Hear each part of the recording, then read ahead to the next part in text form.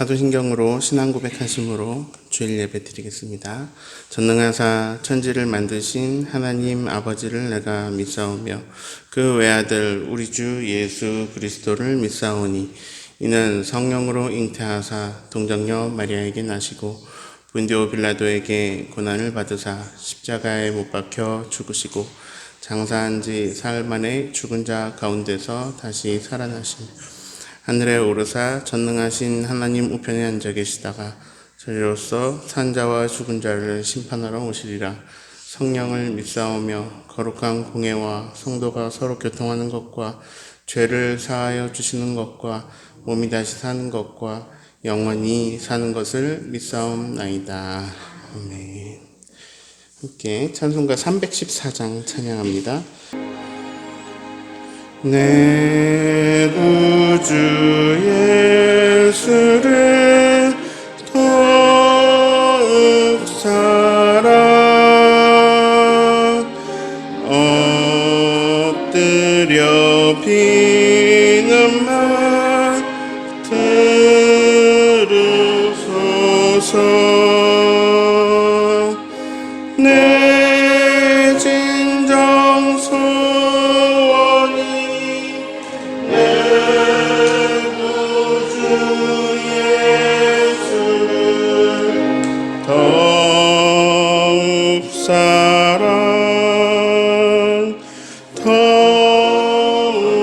사랑 이전의 세상 나 기뻤어도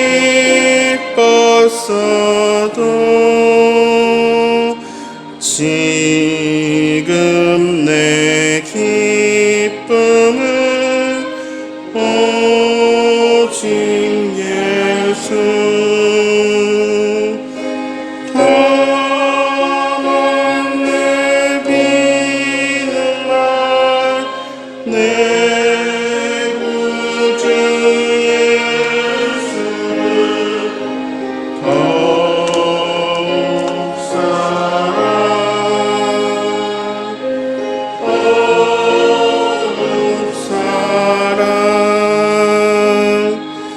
이 세상 떠날 때 찬양하고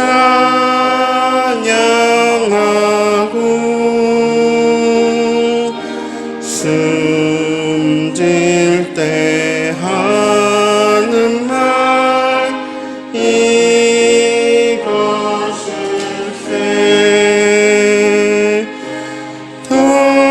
다만 내 비는 말 내 구주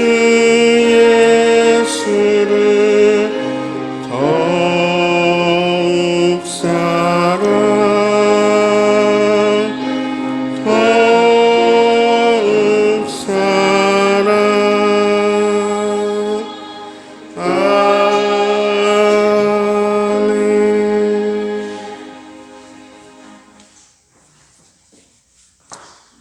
생명의 주인 되신 전능하시고 자비로우신 하나님 아버지, 모든 것을 창조하시고 우리에게 귀한 걸 주셨던 주님의 뜻을 우리가 깨닫지 못하고 분내고 시기하며 살아가는 저희들에게 주님의 믿게 하시고 주님의 은혜로 살게 하신 은혜에 감사드립니다. 주 하나님 아버지, 저희들 믿음으로 주 하나님의 예배 드리기를 원하옵니다. 주 하나님께서 이 예배를 받아주시고 이 예배를 통하여 하나님의 뜻이 무엇인지 깨닫고 주님이 주신 은혜로 살아가는 저희들 에게 인도하여 주시옵소서. 사랑의 주님, 주님은 죽기까지 우리를 사랑하시고 우리를 구원하여서 하늘나라에 소망을 두는 자녀로 삼아주셨건만 저희들은 주 하나님의 세상에 주 하나님의 노예가 되어서 살아갈 때가 얼마나 많습니까? 주님, 믿음 없는 저희들을 용서하여 주시옵소서. 더욱더 강건한 믿음으로 주님만을 바라보고 주님의 말씀으로 살아가는 저희들에게 인도하여 주시옵소서. 주 하나님 아버지, 주님께서는 주 하나님 아버지 죽기까지 우리를 사랑하시고 보혈의 피로 우리를 구원하셨던 주님, 이제 주 하나님 아버지 크리스마스가 얼마 남지 않았습니다. 아기 예수님으로 오신 주님을 우리가 만나게 하는 대림절 기간 동안 주님의 오심을 전하며 기다리며 우리가 살아갈 수 있는 믿음을 허락하여 주시옵소서. 항상 하나님은 우리에게 매일같이 오십니다. 깨닫는 믿음으로 매일 하나님을 전하며 경외하며 살아가는 우리 모두가 되게 주님 도와주시옵소서. 주님, 온 세계가 이 땅이 주 하나님의 바이러스 공포 속에 힘들어하고 있습니다. 주 하나님 아버지, 이 공포가 속히 물러갈 수 있게 주님 주관하여 주시옵소서. 이 어려움이 주 하나님을 통하여 하나님의 나라를 더 사모하는 우리 모두가 되게 주님 도와주시옵소서. 이 땅에 우리가 의지할 것이 아무것도 없음을 깨닫게 하여 주시옵소서. 주님의 능력으로만 살아갈 수 있음을 우리가 생각하며 주님 항상 깨닫게 하여 주시옵소서. 주님, 이럴 때일수록 더욱더 하나님의 크고 놀라운 사랑을 우리가 알게 하시고 그 믿음으로 살아갈 때 주님께서 우리에게 크신 은혜로 더하여 주실 줄로 믿습니다. 욥이 주 하나님 아버지 그 고통과 어려움 속에도 하나님을 원망하지 않았던 믿음처럼 우리도 주 하나님 아버지 이 코로나 때문에 어려움에 처했고 고난 속에 있을지라도 하나님을 주 하나님을 경외하며 찬양하며 살아가는 저희들 되게 주님 도와주시옵소서. 주 하나님 아버지, 오늘도 우리 믿음의 가정들 주님 지켜주심을 감사드립니다. 주 하나님께서 함께 하셨기에 지금의 우리의 가정이 있고 우리의 삶이 있을 줄로 믿습니다. 우리가 어렵고 힘들 때마다 주님 가정을 놓고 기도하는 어머니 아버지가 되게 주님 도와주시옵소서. 그럴 때일수록 하나님이 우리의 손을 잡아주시고 우리에게 은혜와 성령의 기쁨을 주실 줄로 믿습니다. 주 하나님 아버지, 항상 하나님을 의지하는 자에게 평안과 안식을 주었다는 것처럼 우리 가정들이 평안과 안식으로 이 어려움을 겪어나갈 수 있게 주님 도와주시옵소서. 주 하나님 아버지, 이제 2020년도 주님의 은혜 가운데 교회를 주 하나님을 지켜주심을 감사드립니다. 이제 주님께서 지켜주신 은혜로 2021년도 새롭게 시작하는 모든 일들이 하나님 은혜로 이루어지게 하여 주시옵소서. 주님이 주관하여 주시옵소서. 주님의 능력의 손길로 주 하나님 아버지 교회를 지켜주셔서 또 교회가 사랑을 나누고 베푸는 일에 주 하나님의 소홀함이 없게 하시고 이 어려운 가운데도 우리 성도들 한 사람 한 사람 교회를 통해서 주 하나님의 믿음을 더욱 강건하게 가질 수 있게 주님 도와주시옵소서. 주 하나님께서 인도하신 대로 우리는 갈 수밖에 없습니다. 주님의 은혜로 주 하나님 아버지 살 수밖에 없는 저희들 예배의 소중함을 깨닫고 교회를 통해서 하나님을 만나는 놀라운 은혜를 받는 저희들 모두가 되게 주님 도와주시옵소서. 주 하나님 아버지, 오늘도 귀한 말씀 이제 들고 강단에 서신 우리 목사님 성령의 능력으로 주 하나님 아버지 인도하여 주시고 담대한 말씀으로 주 하나님 아버지 증거하실 때 그 말씀이 우리의 귀가 열리게 하시고 마음이 주 하나님 아버지 그 말씀으로 채워지게 하여 주시옵소서. 우리가 듣기는 속기 듣고 행함이 없는 믿음을 가지지 않게 하시고 그 말씀으로 우리가 행함을 가지고 하나님을 경외하는 일에 더욱더 힘쓰는 저희 모두가 되게 주님 도와주시옵소서. 오늘도 주 하나님 아버지 가정에서 비대면으로 예배드리는 가정 또 여러 가지 모습으로 주 하나님 아버지 하나님을 만나는 우리 성도들 가운데 하나님이 같이 하실 줄로 믿습니다.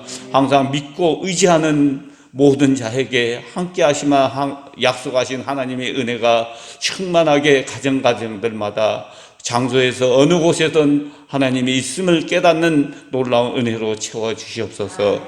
오늘도 우리를 구원하시고 우리를 환난에서 건져주신 예수 그리스도 이름으로 기도드렸사옵나이다. 아멘.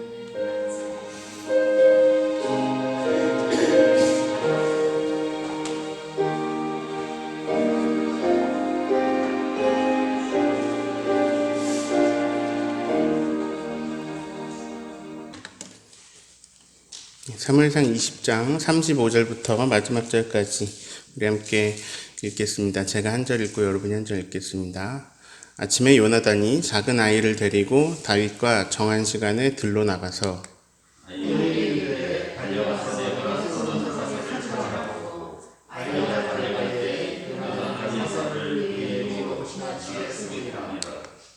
아이가 요나단이 쏜 화살 있는 곳에 이를 즈음에 요나단이 아이 뒤에서 외쳐 이르되 화살이 내 앞쪽에 있지 아니하나 하고 아이 뒤에서 또 외치되 지체 말고 빨리 다름질하라 하매 요나단의 아이가 화살을 주워 가지고 주인에게로 돌아왔습니다.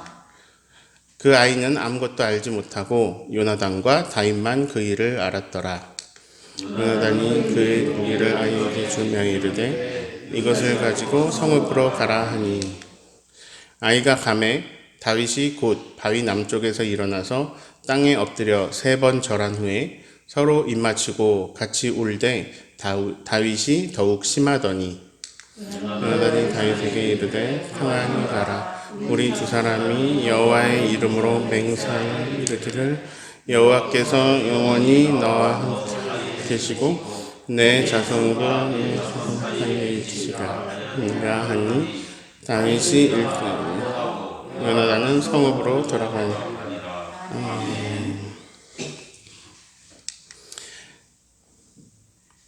네, 사랑하는 사람과는 가까이 있고 싶습니다. 사랑하는 사람은 자주 보고 싶습니다. 본 지 얼마 안 되었는데 또 보고 싶습니다. 멀리 떨어지기가 싫습니다. 휴대전화에 비밀번호 걸려있는 분들 계실 거예요. 패턴인 분들도 계실 거고요. 이건 암호입니다. 목적은 다른 사람은 모르고 나만 아는 거예요. 그래서 오늘 읽은 말씀의 내용은 이런 비밀 이야기입니다. 오늘은 요나단이 쏘는 화살 이야기인데요. 그림에 이제 요나단과 아이가 있네요. 요나단이 화살을 가까이 쏘느냐 아니면 멀리 쏘느냐 여기에 비밀이 있습니다. 자, 가까이하고 멀리의 기준은 아이예요. 아이보다 가까이 쏘느냐 아니면은 아이보다 멀리 쏘느냐 여기에 신호가 있는 것입니다. 등장인물의 관계를 알아볼게요. 사울 왕이 있습니다. 이스라엘의 왕이죠. 요나단은 사울 왕의 첫째 아들입니다. 다윗은 골리앗을 쓰러뜨리고 인기가 많아졌어요. 그 이후로도 블레셋과 싸웠다 하면 이깁니다. 다윗이 사울보다 백성들에게 인기가 더 많습니다. 그러나 다윗은 사울을 라이벌이라고 생각하지 않습니다. 다윗에게는 당연히 사울이 왕입니다. 다윗은 사울이 머리가 아플 때 수금을 타면서 진정을 도와주기도 합니다. 그리고 무엇보다 다윗과 요나단은 친구입니다. 서로 마음이 아주 잘 통합니다. 그런데 사울은 불안합니다. 악한 영이 사울을 지배하면서 사울은 다윗을 미워하기 시작합니다. 사울은 왕의 자리를 뺏길까봐 다윗을 불안해합니다. 그리고 아들 요나단이 아니라 다윗이 왕이 될까봐 다윗을 없애려고 합니다. 다윗은 사울이 자기를 죽일 것이라는 것을 감지했어요. 그래서 도망치고 싶지만 또 요나단하고 함께 지내고 싶기도 합니다. 그래서 함께 대화를 나누는데요. 요나단은 아버지가 충신이면서 또 이스라엘의 좋은 전력인 장군, 장수 다윗을 죽이려고 한다라는 말이 믿어지지가 않습니다. 그래서 아버지의 마음을 확인하고 다윗에게 알려주기로 합니다. 다윗과 요나단은 두 가지의 사인을 약속합니다. 내가 아버지의 마음을 한번 확인해 볼게. 너는 바위 뒤에 숨어 있어. 아버지가 너를 죽일 생각이 없다면 내가 화살을 가까이 쏠게. 그건 안전하다는 뜻이야. 그리고 아이에게 이렇게 말할 거야. 화살이 너보다 이쪽에 있다, 뒤쪽에 있다. 그만 돌아서 화살을 주워 오거라. 만약에 이 말이 들리면 안전한 거니까 그냥 나오면 돼. 근데 만약에 내가 화살을 멀리 쏘면 아이에게 이렇게 말할 거야. 화살이 너보다 앞에 있다. 얼른 가서 주워 오거라. 이 사인은 아버지가 널 죽일 거라는 사인이야. 나는 너와 함께 영원히 지내고 싶지만 어쩔 수 없어. 도망쳐야 돼. 이제 말씀을 읽어봅니다. 35, 36절 읽습니다. 아침에 요나단이 작은 아이를 데리고 다윗과 정한 시간에 들러 나가서 아이에게 이르되 달려가서 내가 쏘는 화살을 찾으라 하고 아이가 달려갈 때에 요나단이 화살을 그의 위로 지나치게 쏘니라. 자, 아이가 화살을 주우러 가는데요. 그의 위로 멀리 지나가게 화살을 쏩니다. 37, 38, 39절을 읽습니다. 아이가 요나단이 쏜 화살 있는 곳에 이를 즈음에 요나단이 아이 뒤에서 외쳐 이르되 화살이 내 앞쪽에 있지 아니하냐 하고 요나단이 아이 뒤에서 또 외치되 지체 말고 빨리 다름질하라 하매 요나단이 아이가 화살을 주어 가지고 주인에게로 돌아왔으나 그 아이는 아무것도 알지 못하고 요나단과 다윗만 그 일을 알았더라. 아이는 지금 그냥 화살을 주어온 것뿐입니다. 그러나 요나단과 다윗은 대화를 나눴습니다. 소통을 했습니다. 38절의 이 빨간 글씨는 요나단이 아이한테 한 말일까요? 다윗에게 한 말일까요?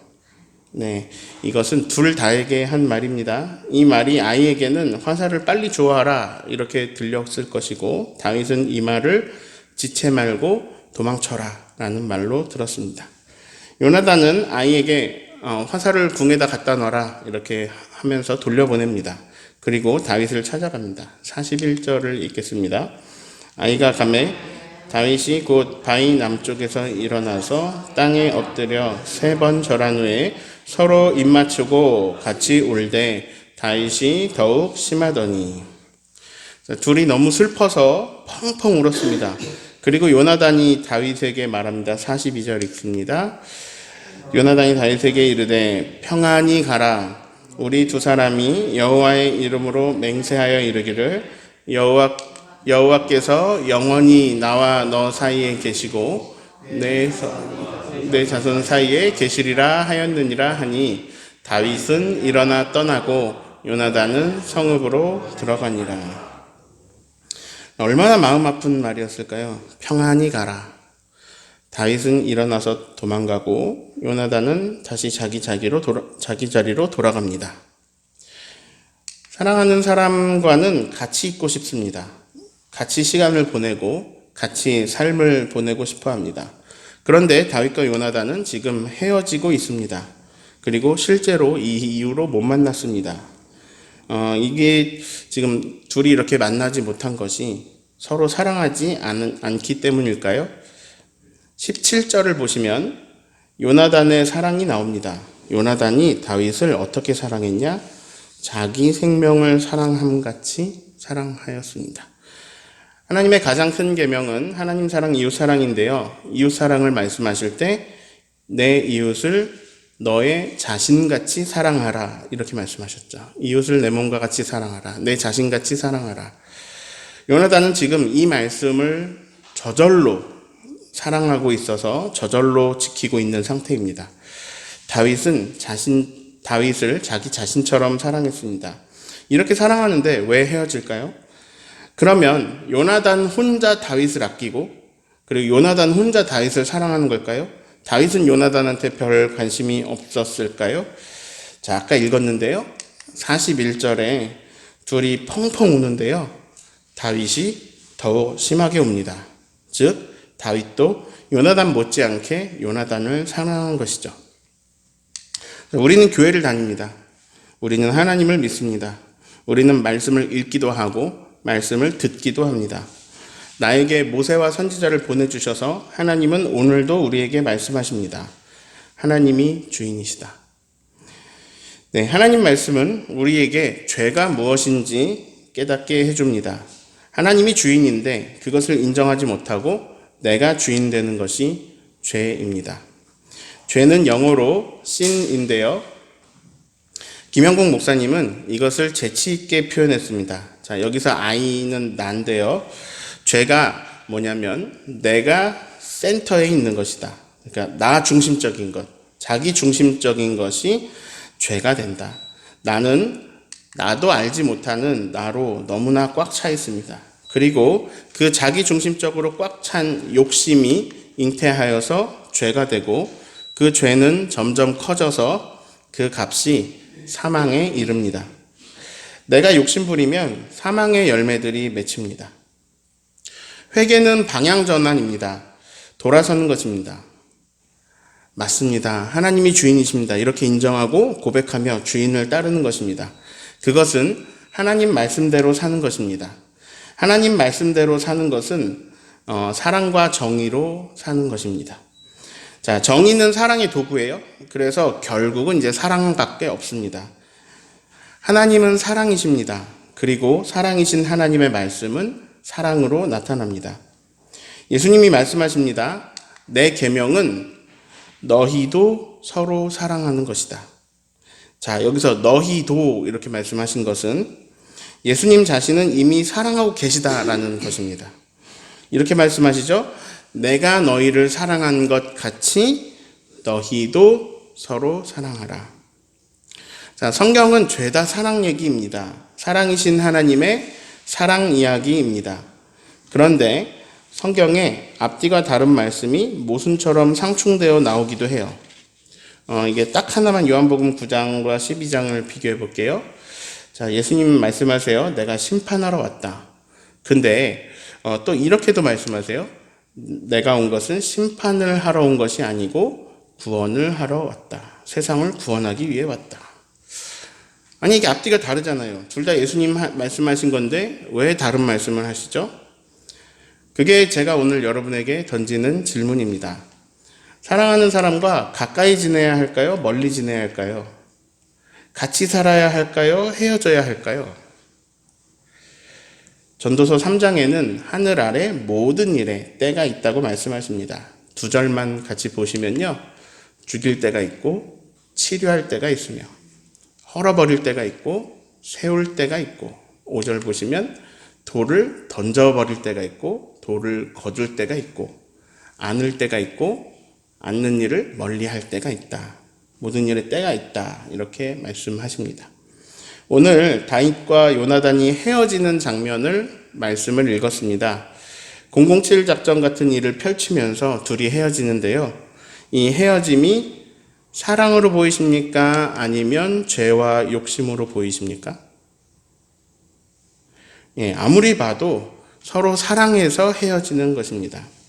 헤어지지 않았다면 다윗은 사울에게 죽었을 거예요. 아니면 사울을 죽여야 했을 것입니다. 그러나 다윗은 그게 정당방위일지라도 하나님이 기름 부어 세우신 왕을 해치고 싶은 마음이 없었습니다.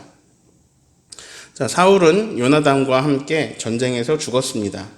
다윗은 요나단을 살았을 때 만나지 못합니다.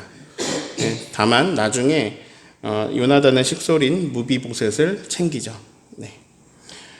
성경에 나타나는 사랑은요, 잘 살펴보면 특성이 거의 다 이렇습니다.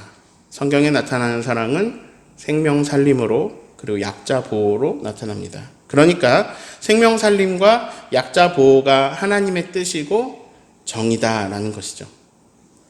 사랑해야 하는 것, 생명 살리고 약자를 보호해야 하는 것. 사실 이거는 이제 초등학생도 아는 이야기입니다. 근데 이게 하나님의 뜻이라고요? 네. 진리는 단순합니다. 진리는 심오하지만 단순합니다. 사랑이신 하나님의 뜻은 생명 살림과 약자 보호로 나타나는 사랑입니다. 요나단은 왕자예요. 요나단은 다윗이 있으면 위협적입니다. 다윗만 없애면 왕이 쉽게 될 겁니다. 그런데 요나단은 다윗을 살려주고 있습니다. 자기 앞길을 막을지도 모르는 위험 인물을 살려줍니다. 다윗이 왕이 되면 요나단을 없애야 됩니다. 근데 다윗이 욕심이 있어서 다윗이 왕이 되려면 요나단을 해쳐야 되는데 다윗은 요나단이 자신을 사랑하는 것을 알고 있기 때문에 이것을 이용해서 쉽게 처리할 수 있었을 겁니다. 그러나 요나단도 다윗도 욕심을 택하지 않습니다. 사랑을 택합니다. 자, 지위적으로 볼 때는 요나단이 갑이에요. 왕자 요나단이 다윗의 생명을 살렸고 약자 다윗을 보호했습니다.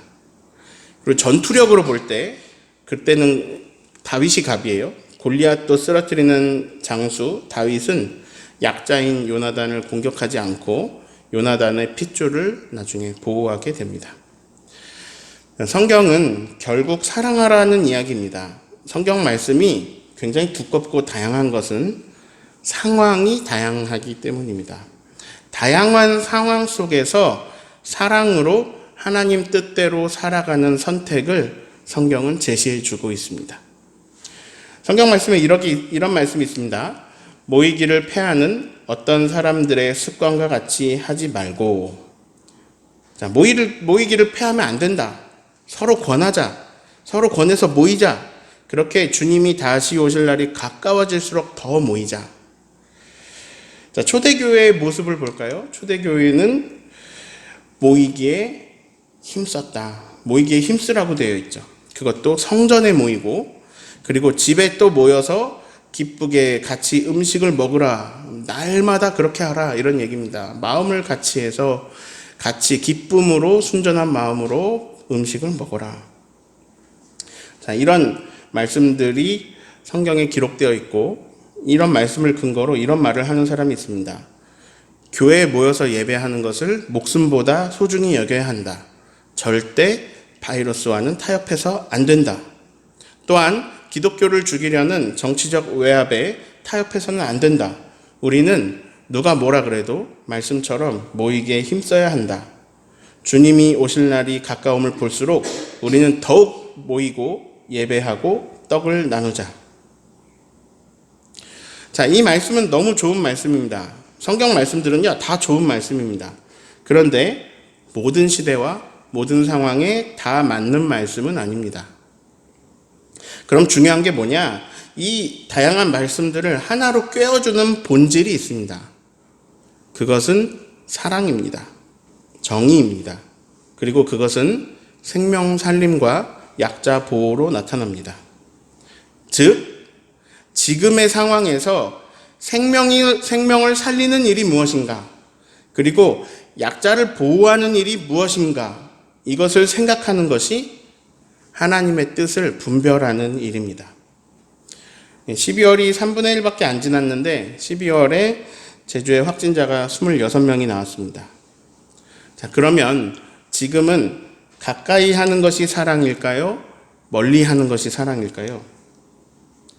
지금 교회가 해야 할 일은 모여서 경배하고 기쁨으로 떡을 떼는 일이 아닙니다. 지금은 그게 사랑이 아니고 위협입니다. 지금 교회가 해야 하는 일은 마스크가 없어서 못 쓰는 무슨 빈곤국에 마스크를 보내주는 일, 이런 생명살림, 이런 약자 보호의 일을 해야 합니다.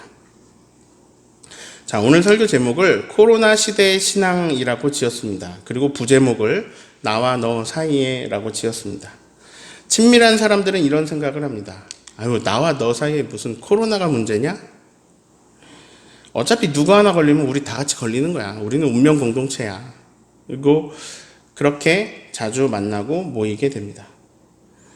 안타까운 일이에요. 하루 만에 한 교회에서 68명의 확진자가 나왔습니다.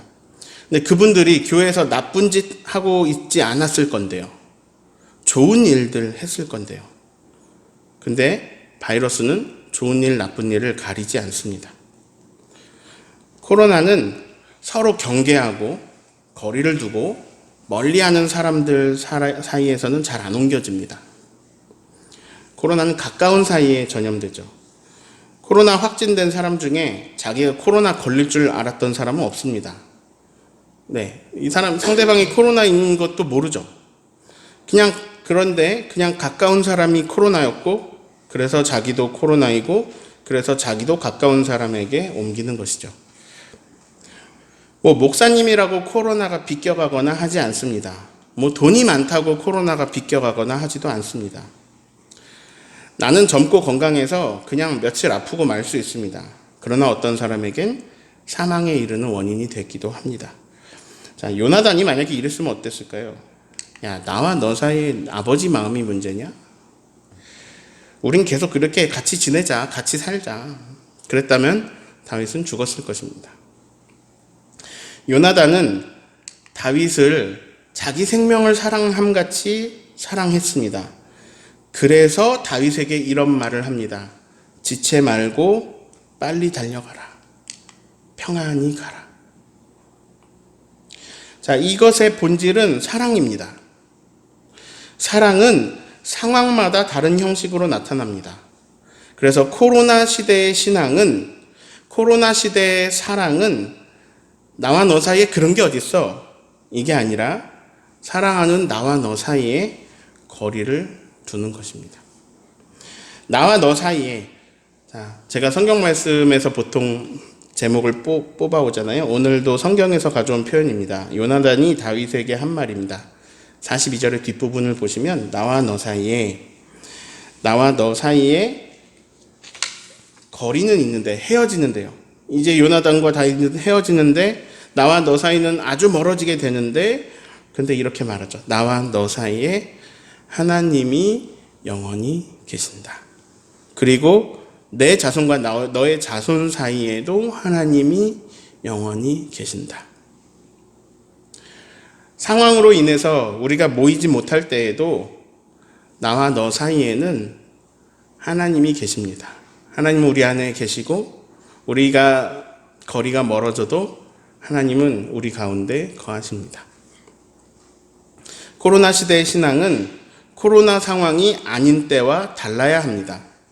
코로나 시대의 신앙은 코로나 시대의 생명 살림과 약자 보호의 사랑 방법으로 나타나야 합니다. 아까 마스크가 없는 곳에 마스크를 보내주는 것도 좋은 방법이겠고요. 그래서 저는 6가지로 우리 사랑의 방법을 생각해 보았습니다. 첫 번째, 늘 가까운 것이 사랑이 아닙니다. 때로는 멀리 떨어져 주는 것, 때로는 멀리 있어 주는 것이 사랑일 때도 있습니다. 그게 지금입니다. 자, 그래서 제가 오늘 말씀을 준비한 이유는 연말이기 때문입니다. 그래서 가급적이면 모이지 마시고 송년회는 나중에 하시면 좋겠습니다.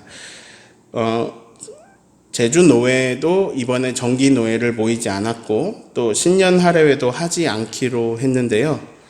신년 할애회 예산으로 좋은 일을 돕기로 했습니다. 근데 그게 노회를 안 했다, 신년 할애를 안 했다, 이게 아니고 이 상황에 맞는 노회를 한 것이고 이 상황에 맞는 신년 할애회를 한 것입니다.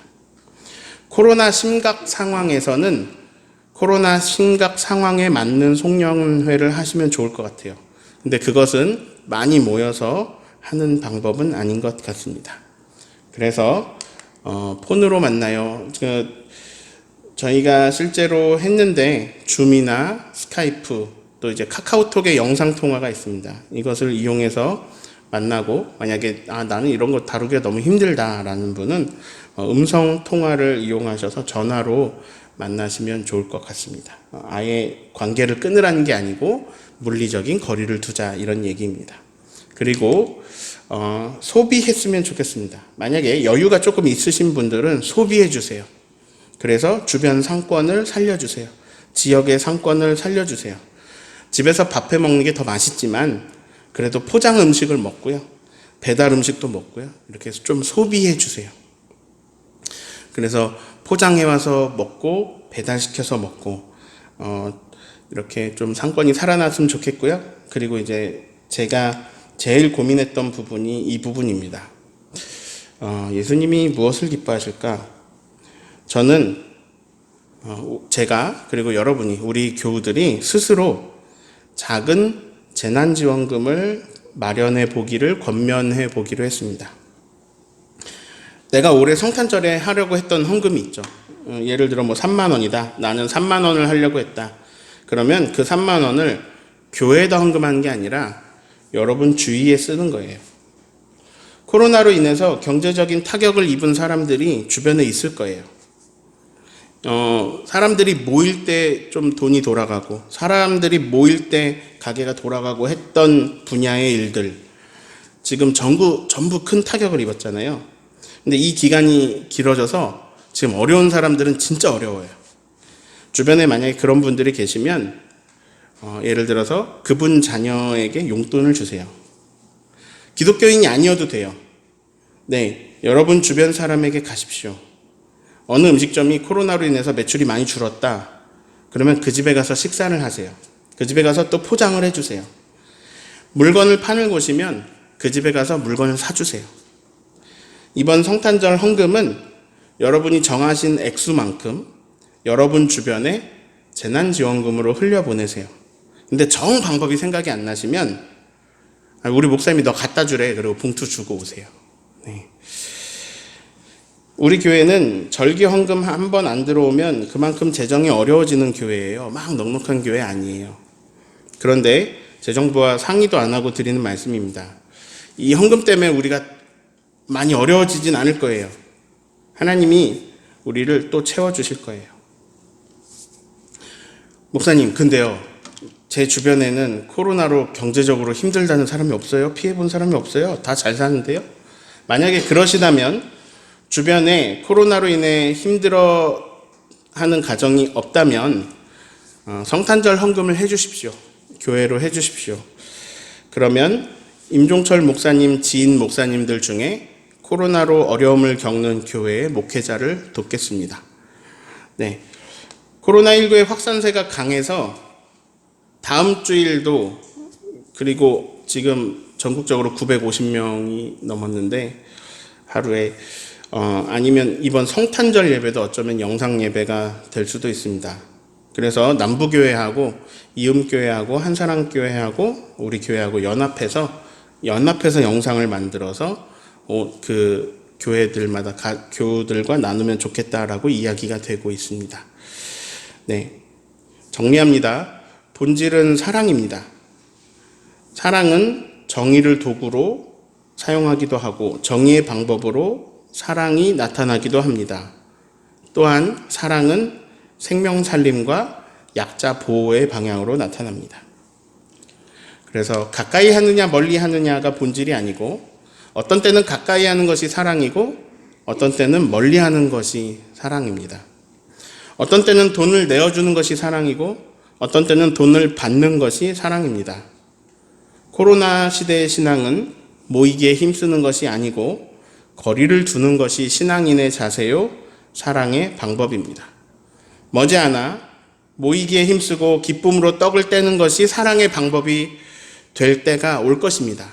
그때는 우리가 모이기에 힘쓰고 기쁨으로 떡을 나누고 마음을 나눴으면 좋겠습니다. 지금도 마음은 나누어집니다. 그러나 거리를 두는 방법으로 마음이 나누어집니다. 그때까지 힘내시고 코로나든 아니든 어떤 상황 속에서도 사랑하고 사랑받는 저와 여러분 되시기를 예수님의 이름으로 축원합니다. 아멘. 잠깐 광고하겠습니다. 성탄절 헌금을 방금 말씀드린 것처럼 성탄절 헌금 하기로 하신 액수대로 내가 얼마 하기로 했다 한 만큼 주변에 어려움을 겪고 있는 분에게 흘려보내세요. 그리고 보낼 것이 없으시면 성탄절 헌금으로 교회로 해주시면 저의 주변 목회자 중에서 경제적으로 지금 코로나 때문에 어려움 겪고 있는 그런 처한 분에게 흘려보내겠습니다. 네, 그리고 다음 주일은 만약에 대면 예배가 된다면 새해 결산하는 올해를 결산하고 새해를 예산을 세우는 공동의회로 모이도록 하겠습니다. 그러나 만약에 지역 확진자가 더 나온다면 또 온라인 예배로 드리고 그 공동의회는 미루도록 하겠습니다. 여신도의 결산이 미루어졌음을 알려드립니다. 우리 함께 기도하겠습니다. 요나단과 다윗이 서로 사랑하지만 헤어지는 방법으로 마음을 나누고 사랑을 실천했습니다. 주님, 코로나 시대에 우리가 어떤 신앙을 가져야 하는지, 어떤 믿음을 가져야 하는지 돌아보게 하시고 모든 상황과 모든 시대와 모든 현상과 모든 정황마다 그 가운데서 생명을 살리는 것이 무엇인지, 약자를 보호하는 것이 무엇인지, 하나님의 사랑과 정의의 뜻이 어떻게 서가는지 잘 분별하여 사랑을 실천하고 사랑을 따르는 그리스도인들이 되도록 하나님의 성령으로 우리와 함께하여 주시옵소서. 하나님, 우리가 드린 예물 오늘 주님께서 기뻐하는 곳에, 주님이 쓰시고자 하는 곳에 쓰이게 하여 주셔서 많은 생명이 살아나고 많은 약자들이 보호되는 마중물이 되는 예물이 되게 하여 주십시오. 하나님, 우리의 마음과 정성을 온라인으로 또 오프라인으로 주님 앞에 모여 드리오니 모든 예배를 받아주시고 우리의 마음속에 하나님의 한없는 사랑을 부어 주시옵소서. 이제는 우리 구주 예수 그리스도의 은혜와 하나님의 극진하신 사랑과 성령님의 감동 감화 교통하심이 주님 안에서 어떤 상황이든지 그 상황에 맞추어 생명을 살리기로, 약자를 보호하기로, 사랑과 정의의 하나님 나라를 세워가기로 결단하는 하나님의 귀한 권속들 머리 위에 지금부터 영원토록 함께 하시기를 예수님의 이름으로 축원합니다. 아멘.